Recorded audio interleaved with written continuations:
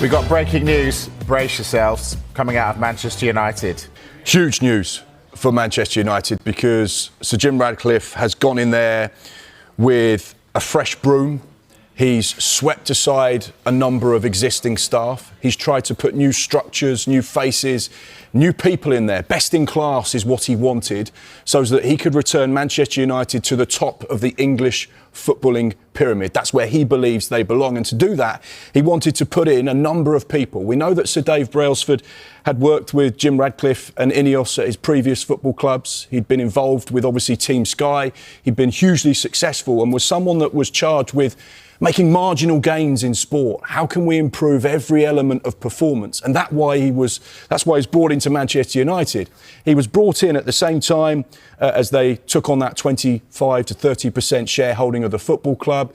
Sir Jim Ratcliffe was given full control over the football operation at Manchester United, and Sir Dave Brailsford was a key part of that. They brought in Omar Barada from Manchester City. They brought in Jason Wilcox from Southampton. They waited patiently to get Dan Ashworth in as well from Newcastle. They waited a long time, but already you've seen Dan Ashworth depart Manchester United, and now Sir Dave Brailsford, who is someone who could be considered as Sir Jim's right-hand man.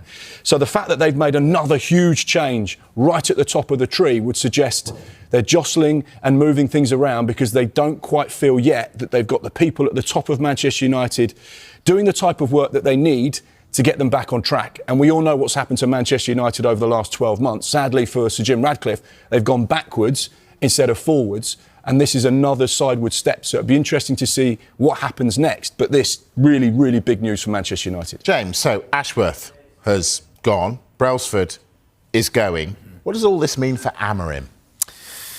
That's a very good question. I think at the moment they're pretty committed to Ruben Amorim. I think if they weren't, he would have gone by now 15th in the Premier League, trophyless season. They want to give him more time. Let's not forget, he hasn't been there for a full season yet. He joined midway through the season after Erik ten Hag left. So it would be unsettling, I think, for everybody associated with Manchester United. News when Dan Ashworth only stayed for 5 months. That was quite unsettling. But this is big news. And as you said, it is his right-hand man. This is his trusted confidant, the man he seems to bring everywhere with him to help deliver. Now, behind the scenes, I understand he was playing a key part in the redevelopment of Carrington. So there's probably things that we don't necessarily see that he's been a part of. But ultimately, on the footballing side, which he was quite on top of that tree, it isn't working out and changes need to be made already, though, in a short space of time. Goodness me, yeah. And we'll, of course, get much, much more on this throughout the evening here on Sky Sports News. And I think we look at Rashford, we look at Sancho, you look at Anthony. I think we might get on to Anthony a little bit. But you look at where loan signings actually work well. Look, he had no future at Manchester United. Ruben Amorim made it very, very clear he didn't want him part of the first team squad. Actually very different to the Anthony situation, where Anthony was included in pretty much the majority of Amorim's squads. But then he's gone on to have a really positive loan spell with Aston Villa. In particular, that second leg at Villa Park against PSG, I thought he was utterly phenomenal. That was the best of Marcus Rashford. And he shows that he's got something still to give. But he's back at Manchester United. He's got a contract, I believe it's till 2028. 200k a week he's on.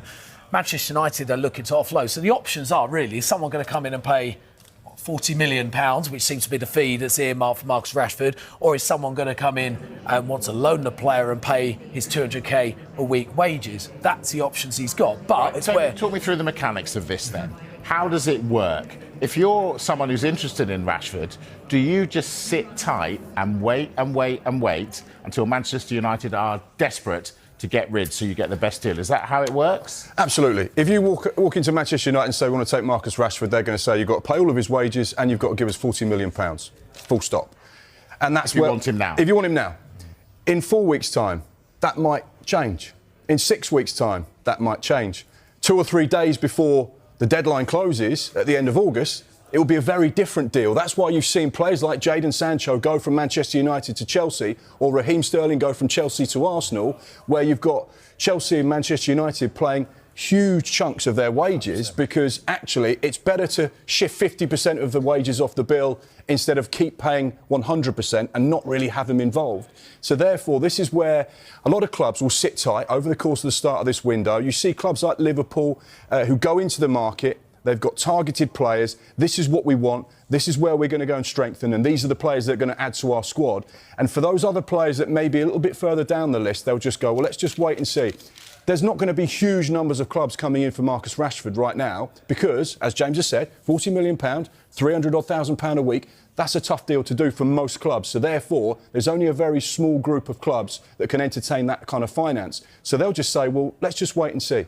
And then they'll make their move. So at the minute, there will be one price, but in 6 weeks' time or 10 weeks' time, that price will change. And, you know, as I was mentioning, Amorim made it pretty clear he doesn't see Marcus Rashford as part of his plans moving forward. So again, clubs can go, right, let's take a step back. We've got time on this because they're going to want to offload him. They want to offload his player. We're going to try and get the best deal possible. So it's a massive game of chicken, is what you're telling me. Yeah. So always. Anthony's back at Manchester United. Same for him, is it? Yeah, same situation. Obviously, he got to the Europa Conference League final of Real Betis. Was starting week in, week out, was scoring, was putting on social media how much he was loving life in Spain. Away from United.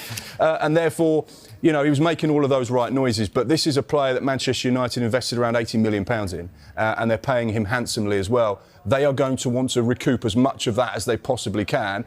My information is that Manchester United are open to all types of offers for Anthony, but you know that Real Betis are not going to get anywhere close to £80 million. So therefore, is one of those back in the building for the moment, but let's see how things progress. And that's the key with a lot of these players that go back to their parent clubs. How do they get on? What does the manager see? Do they